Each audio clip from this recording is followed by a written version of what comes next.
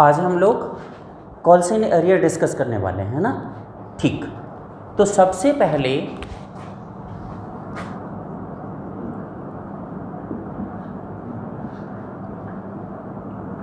Calls in arrear अगर हम लोगों को पढ़ना है तो सबसे पहले तो कॉल इन एरियर का मीनिंग ही जान लो।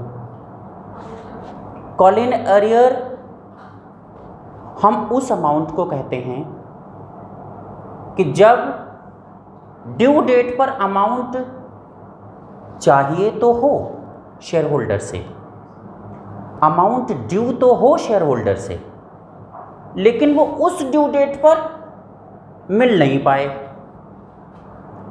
तो जब अमाउंट ड्यू डेट पर नहीं मिल पाती है तो उस अमाउंट को हम लोग कॉल इन एरियर बोलते हैं।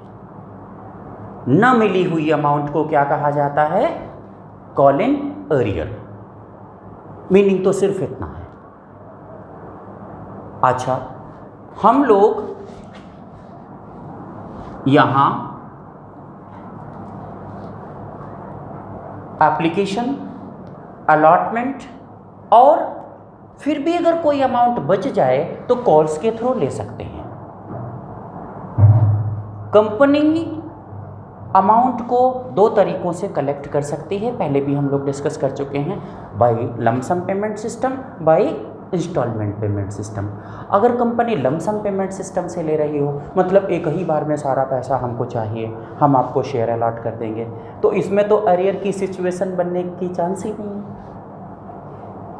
जब कंपनी अपने इन्वेस्टर को, शेयर होल्डर को बड़ा ही इजी मोड प्रोवाइड करती है, शेयर की अमाउंट को इंस्टॉलमेंट के थ्रू लेती है, थोड़ा आप एप्लीकेशन पर दे दीजिए, थोड़ा आप अलॉटमेंट पर दे दीजिए, थोड़ा आप बचा हुआ हम और भी कॉल्स पर ले लेंगे, यानी कि और भी इंस्टॉलमेंट बना लेंगे जिनको हम कॉल्स कह देंगे, तब अरियर की समस्या आ सकती है।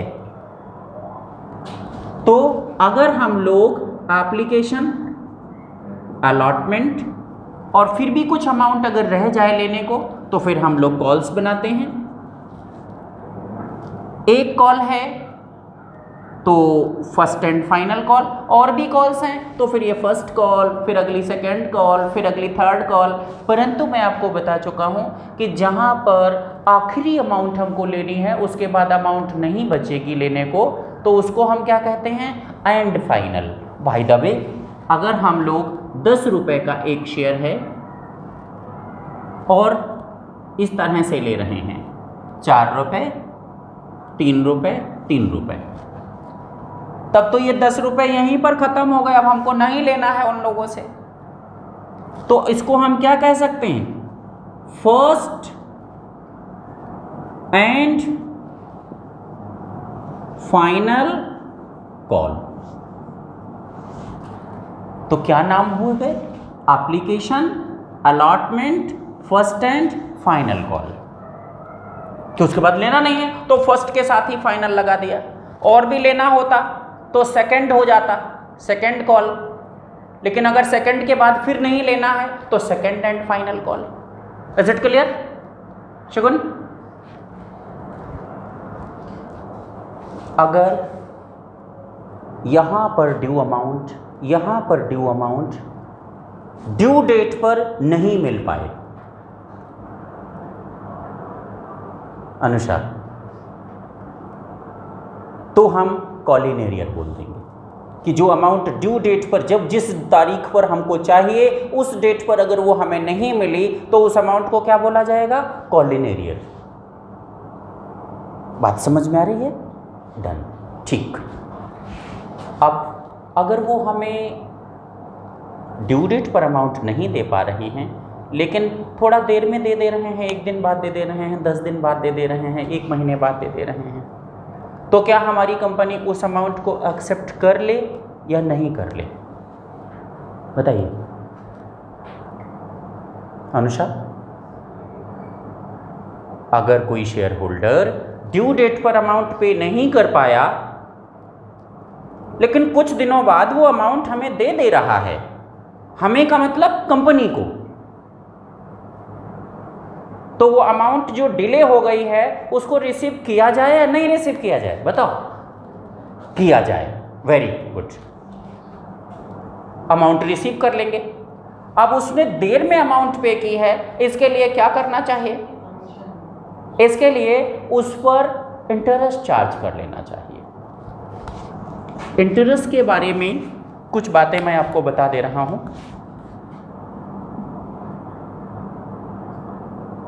Interest on calls in arrear, जैसे पहली बात, कितना इंटरेस्ट लेना चाहिए? इंटरेस्ट कितना लेना चाहिए? नहीं, मैं बताता हूं। As per article of association of company, ये बातें ध्यान रखनी है, एग्जाम्स में क्वेश्चन बन सकता है। As per article of association of company, अगर आर्टिकल ऑफ एसोसिएशन में इंटरेस्ट के रिगार्डिंग कोई रूल मेंशन नहीं है, आपने कुछ डिसाइड नहीं किया है, तो फिर सेकंड इंपॉर्टेंट पॉइंट, 2013 एक्ट के अकॉर्डिंग, कंपनी एक्ट 2013 के शेड्यूल फर्स्ट टेबल एफ में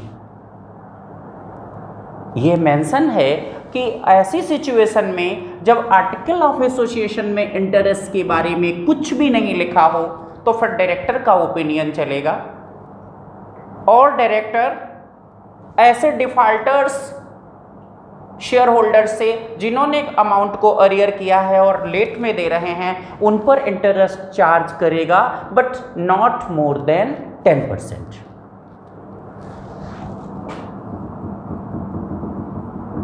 according to act schedule first table F, not more than 10% पर annum। 10% से कम हो सकता है, पूरा totally depend on directors opinion, directors decision, but not more than 10% पर annum। एक और बात, डायरेक्टर इसको कम भी कर सकते हैं और ख़त्म भी कर सकते हैं। नहीं लेना चाहें तो ना लें, बात ध्यान में रखना। डायरेक्टर्स इसको कम भी कर सकते हैं, लेस भी कर सकते हैं, और इसको क्या कर सकते हैं? ख़त्म भी कर सकते हैं। अगर उनको इंटरेस्ट नहीं लेना है तो नहीं लें, उनकी इच्छा है, उनकी मर्जी है। नेक्स्ट, डायरेक्टर्स बोर्ड अगर चाहें तो डिफॉल्टर शेयर होल्डर जिन्होंने अमाउंट टाइमली पे नहीं की है, लेट हो गए हैं, तो जब तक वो अमाउंट पे नहीं कर सकते उनका वोटिंग राइट ख़त्म कर सकते हैं। उनका वोटिंग राइट ख़त्म कर सकते हैं। बात समझ में है? One more thing, interest on call in arrear के नॉलेज तो हमको रखनी है, यहाँ से क्वेश्चन बनाया जा सकता है, लेकिन इस बार सेशन 2022 टू 2023 के लिए entries for calls in arrear हमारे सिलेबस में नहीं है, सीबीएसई बोर्ड के सिलेबस में नहीं है। तो एंट्रीज पर आपको टेंशन नहीं लेनी है कि सर एंट्रीज क्या होंगी इंटरेस्ट के रिगार्डिंग, एंट्रीज हैं ही नहीं, लेकिन ये नॉलेज हमको दिमाग में रखनी है। यहाँ से हमारे 1 मार्क क्वेश्चंस और अब बाकी तरह के क्वेश्चंस भी आपसे पूछे जा सकते हैं। डन? इतना समझ में आया? ये बात तो आपको मालूम है कि यहाँ कितना कितना ड्यूरेशन देते हैं, मालूम है ना?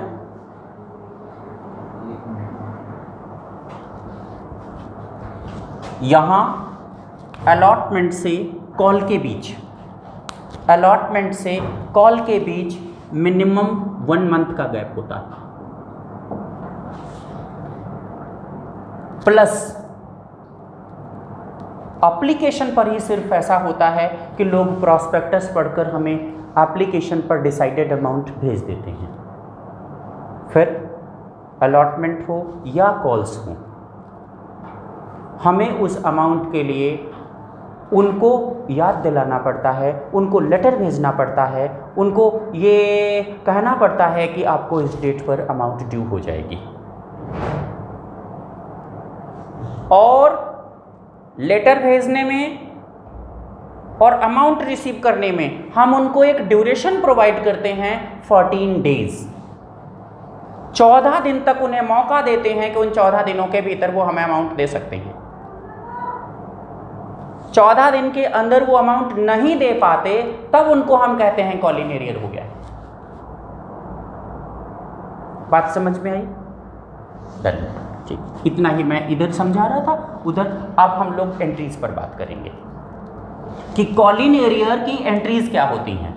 माय डियर, डिस्टर्ब नहीं हो, यहां 2 ओपिनियन हैं।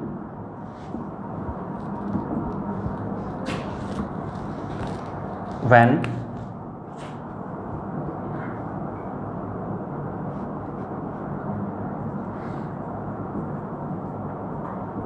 calls in arrear account open, when calls in arrear account not open।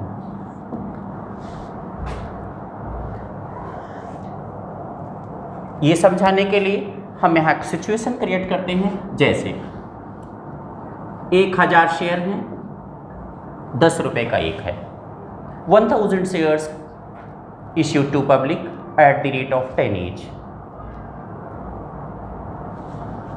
Amount decided as on application 4, on allotment 3 and remaining on first and final call 3। First and final call। One shareholder holding 200 shares did not pay first call money। Call money first and final एक साथ है, तो हम ये कह रहे हैं कि 200 शेयर पर वो यहाँ पैसे नहीं दे पाया। एक शेयर होल्डर 200 शेयर्स पर यहाँ पैसे नहीं दे पाया, तो कॉल इन एरियर की सिचुएशन यहाँ बनी। ये नॉर्मल एंट्री होगी। Bank account debit to share application account, share application account debit to share capital account, आप जान रहे हैं एंट्री। अलॉटमेंट नॉर्मल एंट्री होगी। पहले आप अमाउंट को ड्यू करने की एंट्री करेंगे। मैंने अभी अभी कहा था कि सिर्फ पहली बार ही ऐसा होता है जब एप्लीकेशन का अमाउंट हमें प्रोस्पेक्टस पढ़कर मिल जाता है, यानी कि अमाउंट मिलता पहले है, देन हम उसको कैपिटल में ट्रांसफ़र करते हैं। उसके बाद हम लोग ड्यू एंट्री पहले पास करते हैं क्योंकि हमको मालूम है कि हमें अमाउंट चाहिए, फिर हमको अमाउंट मिलती है। और ध्यान से देखा जाए तो ऐसा भी होता है कि हम उन पर अमाउंट मांगने की एंट्री करते हैं। आप उन्हें लेटर भेजते हो, टाइम देते हो, अमाउंट ड्यू है उसका मिलने का वेट करते हो, तो अमाउंट ड्यू करने की जो एंट्री करते हैं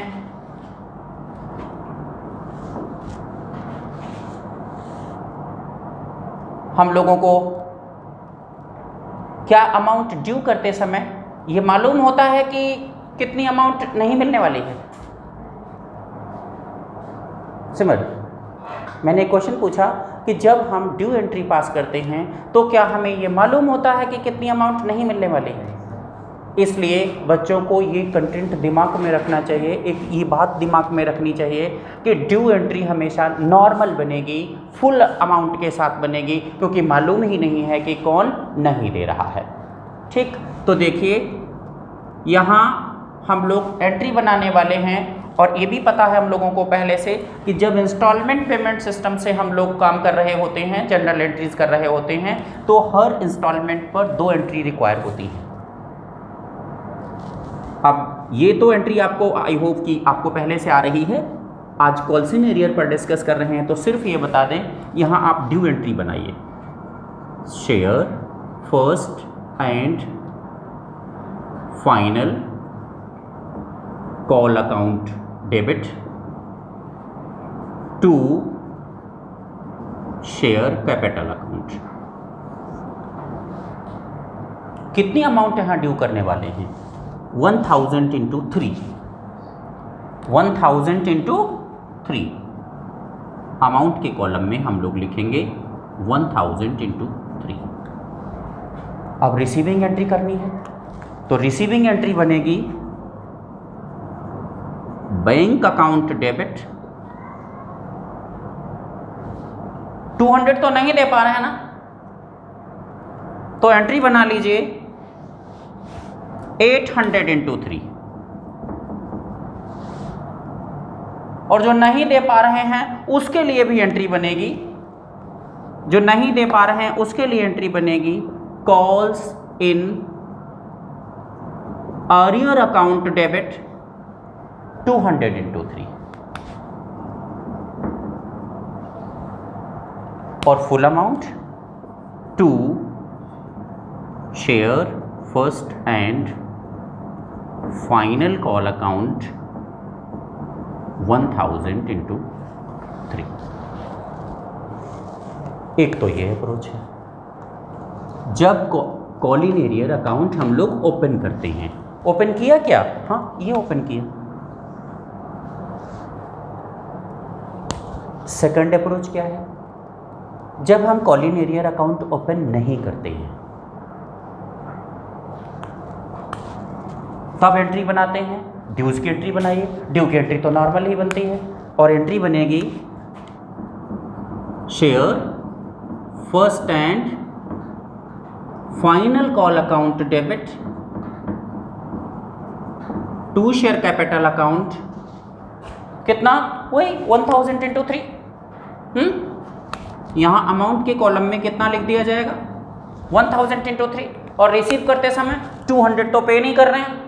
जब 200 नहीं पे कर रहे हैं तो सच में पे कितने लोग कर रहे हैं? सर 800 शेयर्स का पैसा हमें रिसीव हो रहा है, तो 800 का रिसीव कर लीजिए। और जो नहीं रिसीव हो रहा है कॉलिनेरियर, उसका कोई एंट्री ही नहीं करनी है, क्योंकि यह अप्रोच कह रही है जब कॉलिनेरियर अकाउंट ओपन करने की एंट्री नहीं करते तब एंट्री बनेगी सिर्फ रिसीविंग के लिए bank account debit to share first and final call account 800 into 3।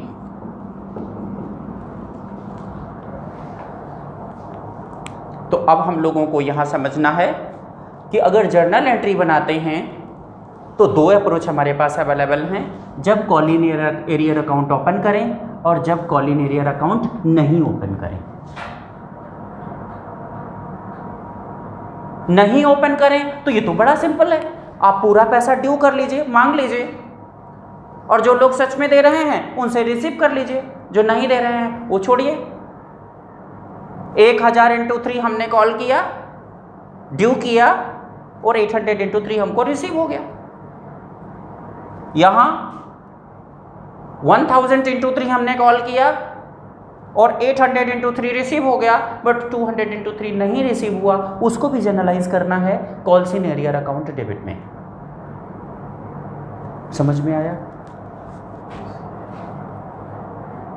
एक छोटी सी बात और बतानी है, अगर ये अमाउंट हमको लेट से मिल जाए तो तब क्या एंट्री करेंगे? अगर ये अमाउंट हमको मिल जाए तब एंट्री करेंगे बैंक अकाउंट डेबिट टू कॉलिनेरियर। और यहाँ तो नहीं मिलने के लिए हमने एंट्री ही स्किप की हुई है, 200 इंटू 3 की एंट्री नहीं बनाई है, वो सेम टू सेम बना लेंगे। आपने कितने अमाउंट मिलने के लिए एंट्री बनाई है? 800 into 3, bank account debit to share first and final call 800 into 3। वो 200 इंटू 3 जो नहीं मिला उसके लिए कोई एंट्री बनाई है क्या? बनाई ही नहीं है। तो जब मिले तब बना लेना entry, same to same bank account debit to share first and final call. हाँ, क्या पूछ रहे हैं? 200 शेयर्स का मतलब ओनर है, वो 100 शेयर्स के पैसे दे रहा है, तो उसकी जितना दे रहा है उतना रिसीव कर लेंगे। बाकी कॉलिनेरियर यहाँ अगर ये सिचुएशन है तो कॉलिनेरियर ओपन रहेगा। आप ये कह रहे हो कि सर 100 का पैसा दे रहा है, तो यहाँ एंट्री बनेगी 100 के लिए bank account debit to calls in arrear 100 into 3। यहाँ 100 का दे रहा है तो 100 का ले लीजिए bank account debit to share first and final call 100 into 3। जो नहीं दे रहा है वो अभी भी पेंडिंग है। नहीं मिलते समय तो हम जो काम करना था वो कर दिए। अभी मैं आपको सिखा रहा हूं कि जितना बाद में पैसा मिल जाए तो जितना मिल जाए, 50 शेयर का मिल जाए, 1 शेयर का मिल जाए। वो जो 200 का नहीं मिला है वो एक शेयर होल्डर भी हो सकता है और इस 200 में कई भी हो सकते हैं ना। यहाँ लैंग्वेज ये होती, but some share holders who helds 200 shares did not pay amount on call.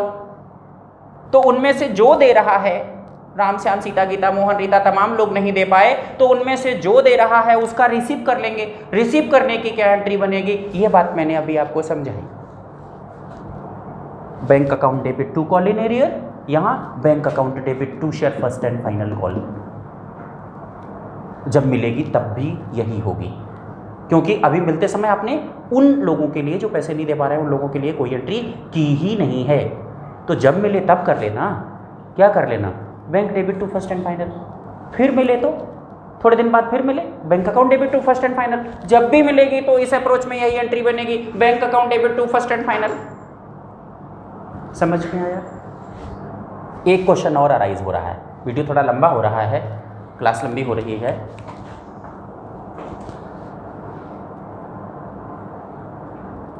Sir हम लोगों को एग्जाम में कौन सी अप्रोच फॉलो करनी चाहिए? हाँ इम्पोर्टेंट, सर हम लोगों को एग्ज़ाम में कौन सी अप्रोच फॉलो करनी चाहिए? ये अप्रोच फॉलो करनी चाहिए या वो अप्रोच फॉलो करनी चाहिए? इसके लिए मैं एक सिंपल सी बात आपको बता दूं। कंपनी एक्ट के अकॉर्डिंग कंपनीज को कोई इंस्ट्रक्शन, कोई रूल, कोई गाइडलाइन, कोई सेक्शन, कोई शेड्यूल नहीं बनाया गया है कि आप एंट्री कीजिए कॉलिनेरियर के लिए या नहीं कीजिए, यह अप्रोच फॉलो कीजिए या वो अप्रोच फॉलो कीजिए। तो हम स्टूडेंट को जो अप्रोच फॉलो करना आसान लग रहा हो वो कर लें। बताइए कौन सा आसान लग रहा है? उधर हाँ, सारा मांगिए ओरिजिनल रिसीव कीजिए। जो रिसीव हो रहा है सच में, सारा मांगिए ओरिजिनल रिसीव कीजिए। तो एक अंडरस्टूड बात बन गई कि ये अप्रोच फॉलो करनी चाहिए। आपके लिए वो फेवरेबल है तो वही फॉलो करनी चाहिए। But if specific instruction given in question about open to this account, then this approach will be followed. Understand? If specific instruction given in question for that this required to question, तो फिर खोल लीजिए account. बात समझ में है? बात समझ में आ गई है? ठीक है। और अगर मैं ये चाहूं कि मैं आपको एक एग्जांपल करा दूं, तो एग्जांपल करा तो दिया। मान लिया ये क्वेश्चन होता, alpha limited issued 1000 shares to the public of ₹10 each. Amount called as follows: 4 on application, 3 each on allotment and 3 each on call.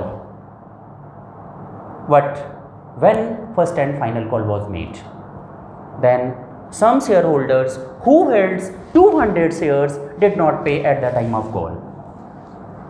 Prepare journal entries. तो हम लोग यहाँ तो सारा रिसीव करेंगे 1000 इंटू 4 कैपिटल में भी ट्रांसफर करेंगे।